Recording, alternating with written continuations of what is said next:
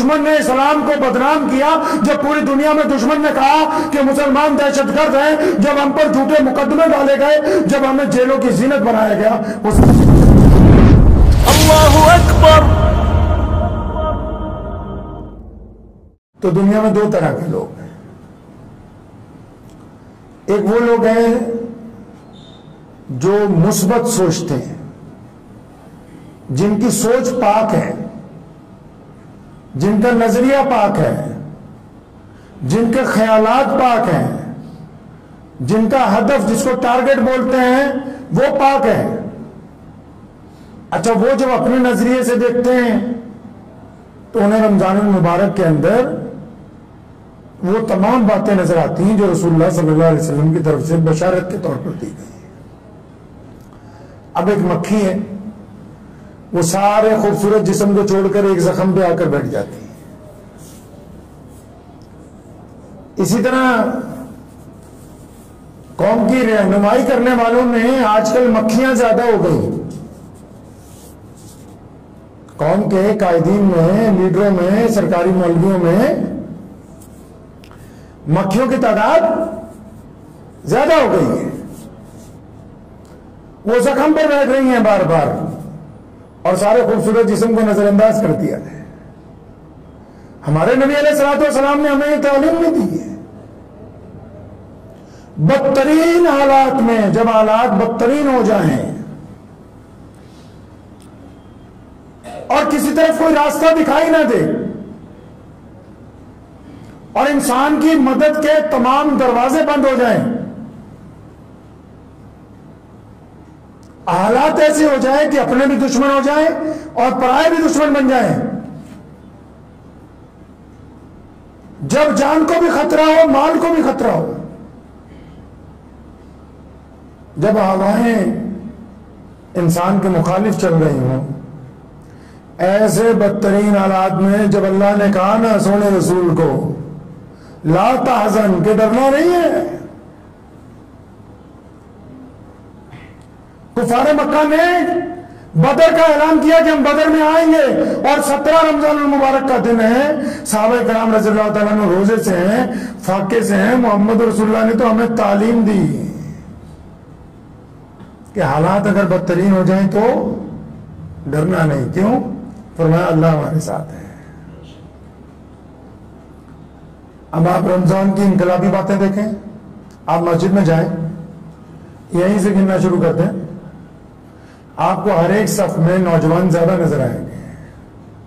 مکھیوں کو یہ نظر نہیں آتا کہ ہم نے بدترین حالات میں، جب دشمن نے اسلام کو بدنام کیا، جب پوری دنیا میں دشمن نے کہا کہ مسلمان دہشت گرد ہیں، جب ہم پر جھوٹے مقدمے ڈالے گئے، جب ہمیں جیلوں کی زینت بنایا گیا، اس کے باوجود آج مسجدوں میں نوجوانوں کی تعداد زیادہ ہے۔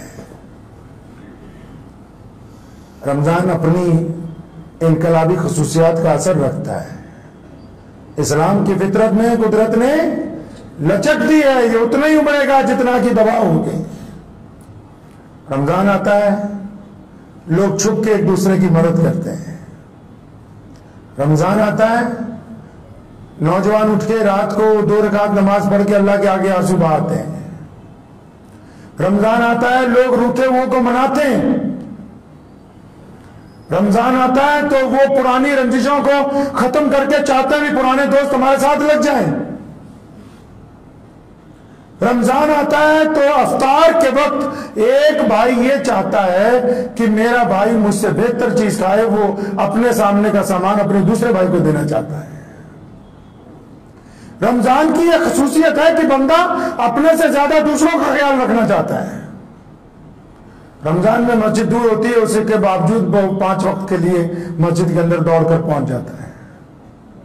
رمضان میں نماز تراویح میں وقت زیادہ لگتا ہے، اس کے باوجود بڑے اطمینان سے اپنے رب کے حضور کھڑا ہے۔ بعض لوگوں نے یہ وتیرہ اپنایا کہ صرف مسلمانوں کو ڈرانا ہی ہے صرف تم کو،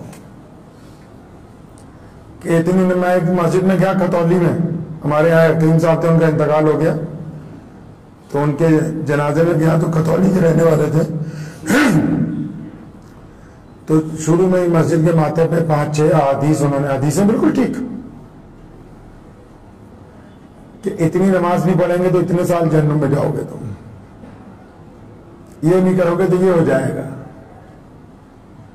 اللہ نے قرآن پاک میں فرمایا ما غرک بربک الکریم،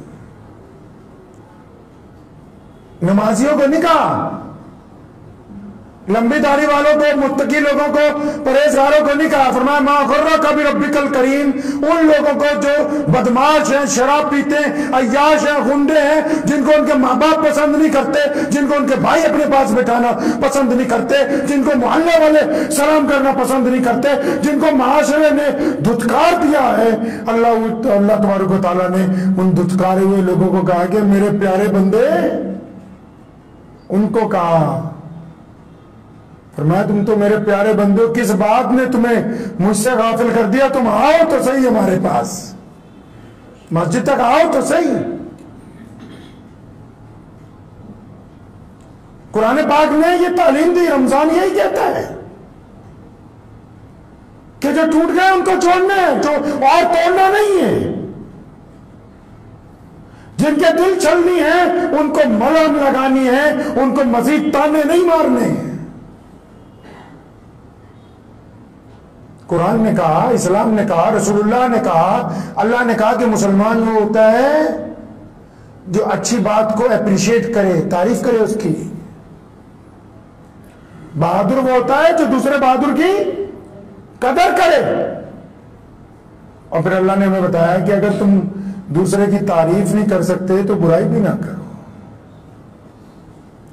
تعریف نہیں کر سکتے نا آپ کسی کی، آپ میں اتنا ظرف نہیں ہے، دل تھوڑا بڑا نہیں ہے کہ اچھا میں اس کی تعریف کروں گا تو میں چھوٹا رہ جاؤں گا۔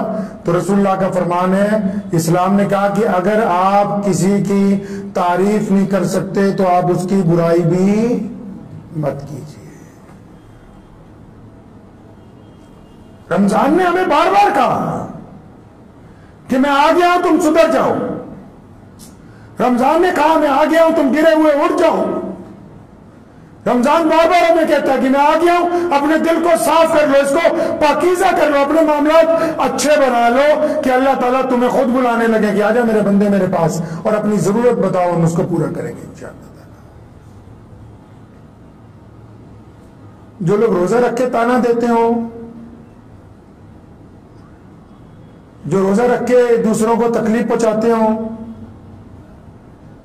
جو 5 وقت نماز پڑھنے کے باوجود جن کی زبان سے ان کے بھائی محفوظ نہ ہو، ان کے پڑوسی محفوظ نہ ہو، جو اپنی اولاد سے بدتمیزی کرتے ہو، اپنی بیوی کے ساتھ بدتمیزی کرتے ہو روزہ رکھ کے، جو روزہ رکھ کے دوسروں کی نماز کی فکر کرتے ہیں کہ اچھا اس نے 4 رکعت پوری پڑھی کہ نہیں پڑھی، اس کا مسافہ ہوا کہ نہیں ہوا، اس کے ہاتھ کہاں بندھے ہوئے تھے، جو روزہ رکھنے کے بعد دوسروں میں عیب تلاش کرتے ہیں، جو روزہ رکھ کے اس چکر میں لگے ہوئے ہیں کہ کون کیا کر رہا ہے، میں شام کو مجھے پتا ہونا چاہیے۔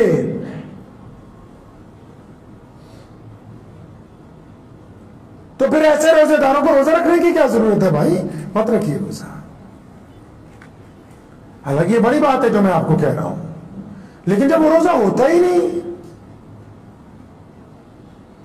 روزے دار کا پہلا بڑا عمل یہ ہے، سونے رسول نے فرمایا کہ مومن وہ ہے جس کی زبان سے اس کا بھائی، جس کے ہاتھ سے اس کا بھائی، جس کی آنکھوں سے اس کا بھائی، جس کے اعمال سے اس کے قریب کے لوگ محفوظ ہوں، بچے ہوئے ہوں۔